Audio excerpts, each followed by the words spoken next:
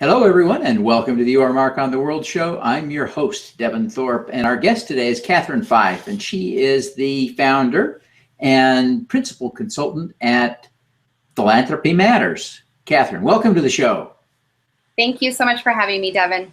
Well, the pleasure is all ours. Katherine, you and I had the opportunity to get to know each other and work together a little bit at the Community Foundation of Utah, where I've served on the board for a couple of years. And for a disastrous 90-day period, I was the interim executive director.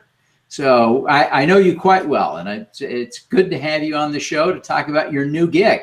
Yes, thank you. And it's an honor to know you well as well. Thank you, Devin, for everything. And I've been grateful for our interaction over the years. Well, thank you. You're kind. Now, Katherine, you really, at the Community Foundation of Utah, were responsible for a lot of things, especially fundraising, but you also sort of managed a lot of the philanthropic activities of the organization. And during your tenure, I think you said you helped to give away $20 million. That's quite an experience.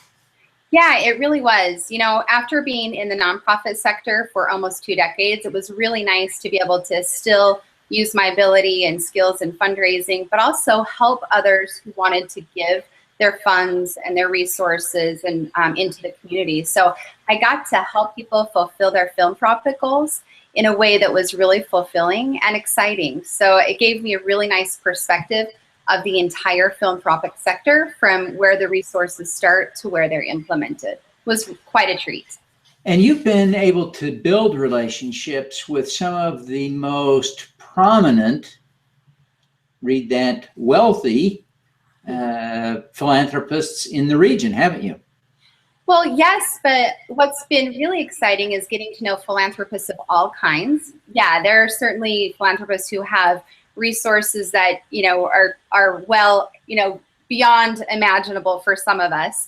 And then there are some philanthropists who just have means that are, you know, fairly significant, but they just want to give back. They want to be they want to make positive change, and they want to impact with others. They want to pull their giving together and make a larger impact helping others. And so what was really special for me is getting to know philanthropists of all kinds.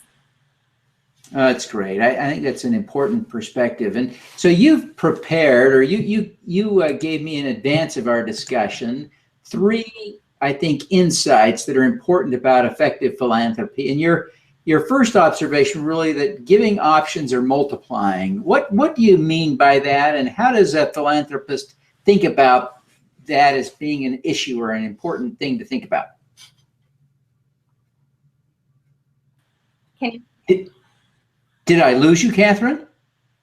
For just a moment. I think we're back. Yeah, sorry. Oh, good. I'm so sorry. I didn't mean to leave you there. So I was asking about your observation that giving options are multiplying and how that's important for philanthropists to think about. Right. Yeah, you know, when I started in the nonprofit sector as a development director and fundraising, you know, it's all about how many checks we can get written, and you kind of thought that people wrote checks and that was good. They felt good about what they gave, and that was all. And what I quickly learned, and I think the sector is really has been changing for a while, but it's transforming right now more quickly than ever. And people want to give, and they want to give in ways that aren't just writing a check. And so they're wanting to be more involved. They want to contribute with not just their financial capital, but their social capital, their political capital, their a lot of different resources that they can bring to the table to better their communities and to better the organization. And so they want to explore ways that they can give and make an impact and feel good about that without just simply writing a check anymore. But wanting to do that and knowing the path to do that are 2 different things, Devin. And sometimes they need a little bit of guidance, some advice, some education to get to where they want to be. Yeah, I hear you. Now, the second observation you made is that investing is starting to parallel giving. That is, people are starting to invest their money alongside, or in some aligned way with their giving. Talk a little bit more about that. Well, you think about it. So in the past, you know, decade or so ago, people used to give And then they used to want to grow their financial capital, their personal growth, financial growth. And they did so in very different polarized ways.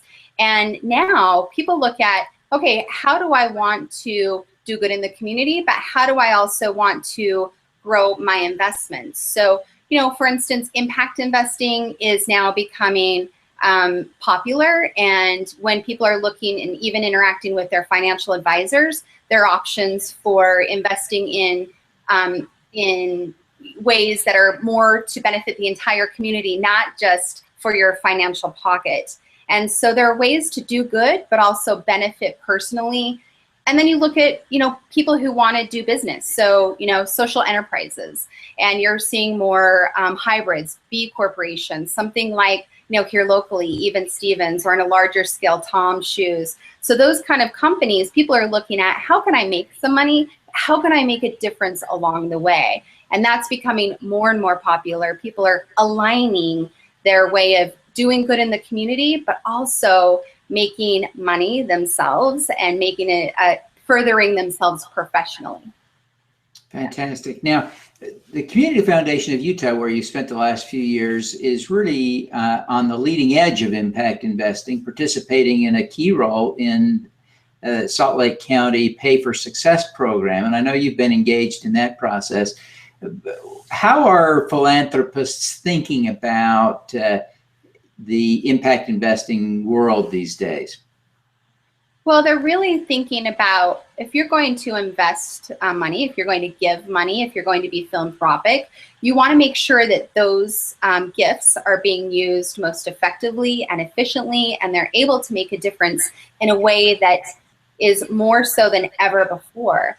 And so they're looking at outcomes and looking at, when I put this money into doing good, what is that return? What's coming out of it? And it needs to be social good as well as financial good, helping organizations who are doing good do more good, if that makes sense. And so a lot of people are looking at impact investing, making an investment and having it return time and time again, so that that gift is made more efficiently and effectively in the long run. Fantastic. Now, your last point was that it's important for folks to consider all of their options to make sure that what they're doing aligns with their goals. Talk a little bit more about that. Well, you know, this has happened, you know, with my experience with the Community Foundation. Individuals, companies, organizations, they all have different philanthropic goals. And there are a variety of ways to achieve those goals. So what's important is to be able to research all the different options that are available to you and how to give and how to get move along in that journey.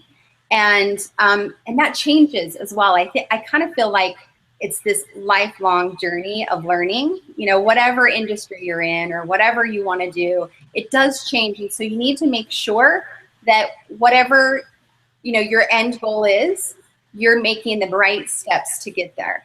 And, you know, there are a variety of options. I mean, Devin, you're a great resource. You know, consultants like the company that I'm starting, Philanthropy Matters, is a great resource. There are other online resources as well. There are seminars, there are financial advisors. You know, it's almost like what's happening is you need to have a comprehensive journey in your philanthropy or in your giving, because not one person or entity has all the right answers. And so it's getting to be a complex world, and you just want to you know, navigate it as easily as possible. And there are people like us that can help people do that.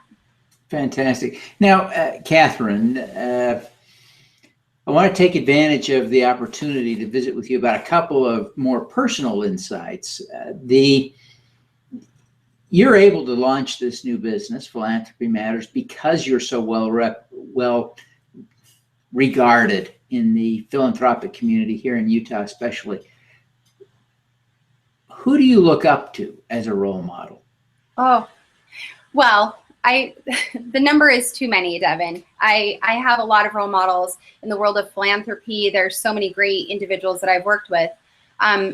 Actually, one person who has inspired me is not somebody I've even interacted with, but I thought maybe others could benefit from knowing, and maybe they already know about Marcus Buckingham.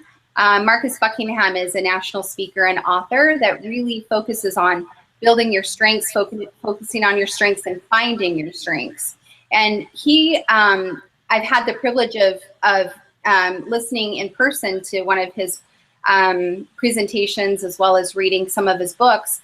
And it actually has been interesting at different transitional times in my life, looking at really introspective of my strengths, what I'm good at, what inspires me, and how I'm making the largest difference, and looking at those skills and honing on them and building and strengthening those. And I think that's really helped me in my journey, especially as on this road of helping others in their philanthropic giving is been helpful. And it's been interesting because those building on those strengths and Marcus Buckingham's words have come up time and time again as I've interacted with others like, Lynn Christian of Soul Salt here locally, who's helped to inspire me and get me where I've wanted to be as well. It's been really great. So if you haven't heard of Marcus, Google him. He's great. Fantastic. Now, Katherine, all of us get why philanthropy is important. The world as we know it, especially here in the United States, where philanthropy is such a big part of the economy. I mean, it would just really unravel very quickly. I mean, it's critical. We get that. Yeah. But most of us don't devote our lives to it. You have. Why do you feel such a personal responsibility to be a part of the solution here? Well, it started early on. I had great role models growing up. My parents raised me in a family that they were examples of everything they did in their life was making a difference in their community and giving back. I look at how philanthropy has changed into what it is today. People really getting involved in matters and issues that mean the most to them. And my parents did that early on and really inspired me to do the same. And so as I was looking at my professional career, I wanted to do something where I could sleep well at night, I could make a difference, I could know that at the end of the day, my work is helping to make the world a better place. And it's just been a real privilege to actually be successful in this area, because so many people do so many good things. And I've been able to, go on this path that has really led me to where I am today. And I'm really proud of where I'm at and my journey and the inspiration I had to get here from growing up. Oh, fantastic. Now, Katherine, before you go, I want to ask you one last important question, and that is how we ask all of our guests for an impact hack, some tip to help us do more good. What's yours?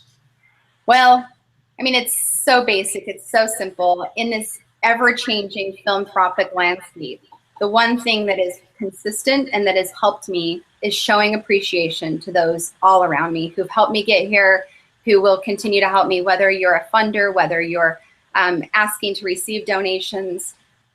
Every day, living life and showing appreciation is of the utmost importance, and showing people in a sincere way. I carry thank you notes with me. It's my goal to at least write one thank you note a day to somebody who has made a difference in my life, professionally, personally.